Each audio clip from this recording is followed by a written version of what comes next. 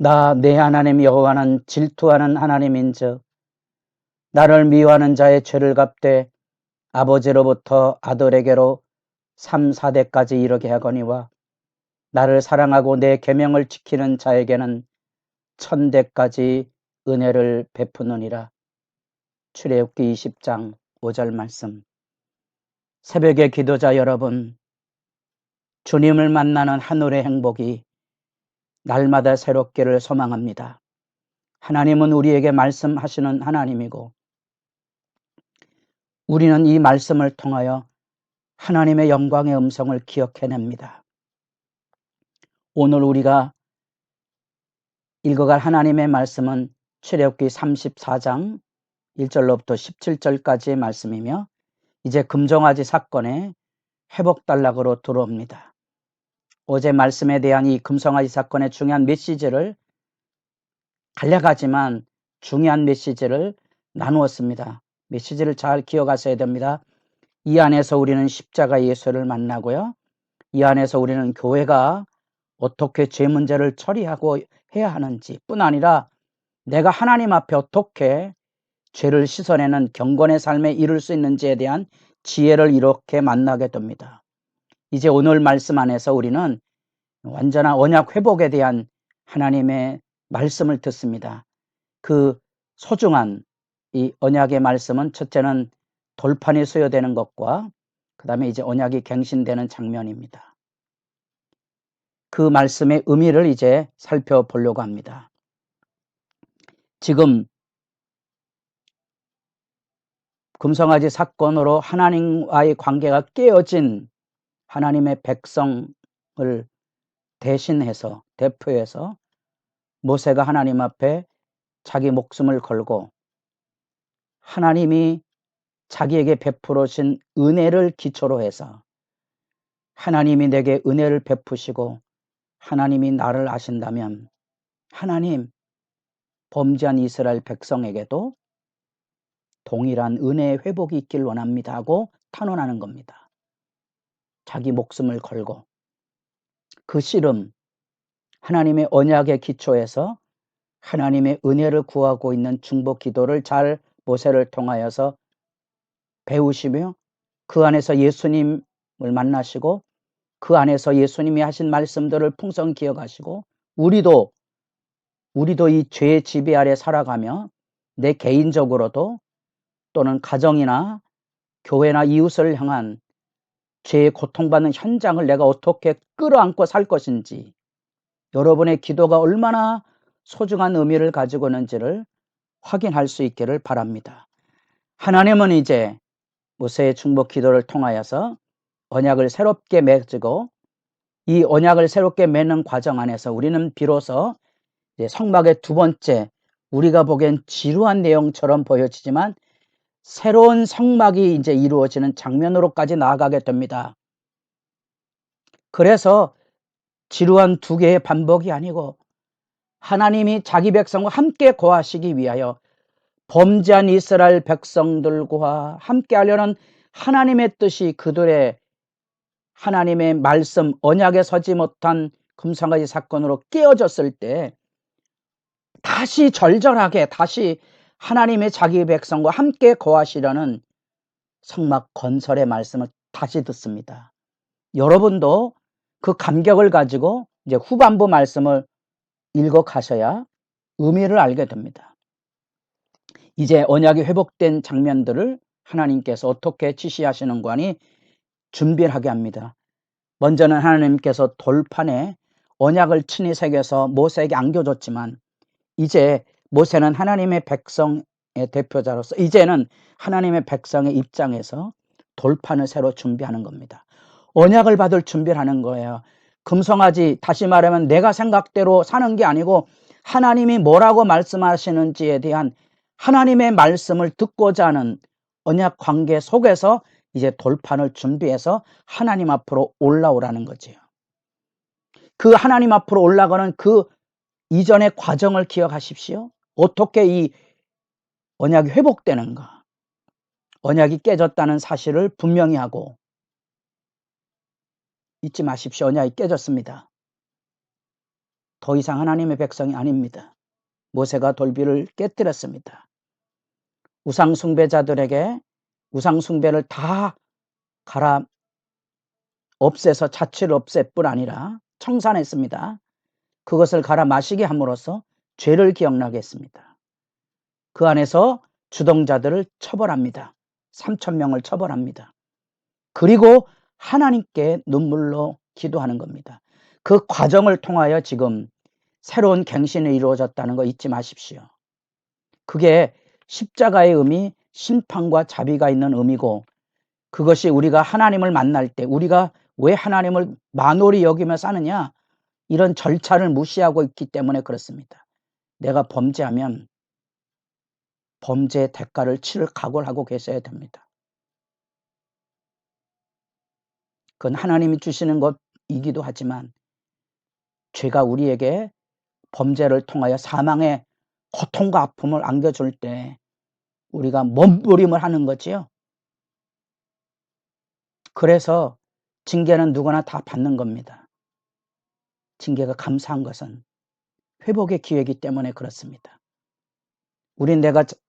우리가 잘못하고도 그냥 하나님 넘어가실 줄 압니다. 십자가 없는 예수를 자꾸 믿는 거지요. 이런 절차가 없는 갱신을 자꾸 기대하는 겁니다. 아닙니다. 그렇지 않습니다. 여러분, 하나님의 말씀 다시 받아야 됩니다. 하나님의 말씀으로 다시 돌아가야 합니다. 뿐 아니라 그 돌판을 가지고 다시 하나님 앞에 올라갔을 때 하나님이 그곳에 강림하십니다. 강림하셔서 하나님이 누구신지를 밝혀줍니다. 결국 믿음은 하나님이 누군지를 아는 거지요. 우리가 계명을 받는 것은 계명이라는 법적인 조항에 순종하는 게 아니고 그 법을 지켜서 하나님이 누구신가를 알아가는 거예요. 하나님은 우리에게 복 주시길 원합니다. 어떻게 알아가냐? 우리가 계명을 순종하면서 알아가는 거죠. 하나님의 법을 떠나면 죄의 길에는 사망이 있어요. 그래서 우리가 사망의 사고, 고통과 아픔을 겪을 때마다 하나님께로 돌아가는 거예요. 그게 갱신이잖아요. 그래 여호와의 강림이 이루어지니까 하나님이 누구신지 다시 밝혀줍니다. 자비하고 은혜로우신 분이시고요. 노하기를 더디하시는 분, 얼마나 많이 참으십니까? 이후로도 민수기로 넘어가 얼마나 많이 참으십니까? 예. 인자와 진실이 풍성하신 하나님이고 용서와 심판을 열어주시는 하나님이십니다. 그래서 34장 5절에서 7절까지가 여호와의 강림, 하나님이 누군지를 재확인시켜 줍니다. 여러분도 금송아지를 만들지 마십시오. 여러분 멋대로, 여러분 생각대로 하나님을 섬기려고 하지 마십시오. 말씀 없이 하나님을 섬길 수 있다고 생각하지 마십시오. 새벽에 이 기도의 눈물과 통해 없이 하나님을 따를 수 있다고 생각하지 마십시오. 아니에요. 우리 믿음의 여정은 하나님을 알아가는 여정입니다. 하나님은 우리에게 부여하신 하나님인데 하나님은 바로 알아야 되는 거지요.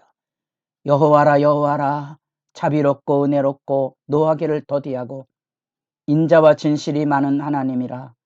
인자를 천대까지 베풀며 악과 과실과 죄를 용서하리라. 여기 히브리에 나오는 죄악의 3종 세트가 다 나옵니다. 나중에 기회가 되면 이 말씀의 의미를 조금 더 확인하시되 악, 과실, 죄 다 각기 강조적인 뉘앙스가 다릅니다. 그 안에 담겨져 있는 하나님과의 관계가 깨진 죄악의 모습들을 우리가 그곳에서 여러분 파악하시고, 그러나 벌을 면제하지는 아니하고, 바짓가랑이가 벌벌 떨려야 된다 그랬습니다. 벌을 면제하지는 아니합니다. 아버지 악행을 자선 3, 4대까지 보응하리라. 우리는 이런 말씀을 성경에서 빼버립니다. 빼시면 안 됩니다. 그러나 놀랍게도 이미 십계명에 약속이 되었던 것처럼 은혜는 천대까지 베푸시는 분입니다. 여기는 왜 후반부 9절이 빠졌을까요? 아시겠죠? 바짓가랑이가 떨려야 된다는 거예요. 우린 범죄하고 그냥 넘어가려고 그럽니다. 그렇지 않습니다. 그렇지 않습니다. 참된 회개와 참된 징벌을 감수하고 어쩌면 누군가가 대신 하나님께 거꾸러져서 그 징벌을 대신 짊어지는데 예수님을 기억하셔야 되고요. 그래야 예수님을 따라갑니다.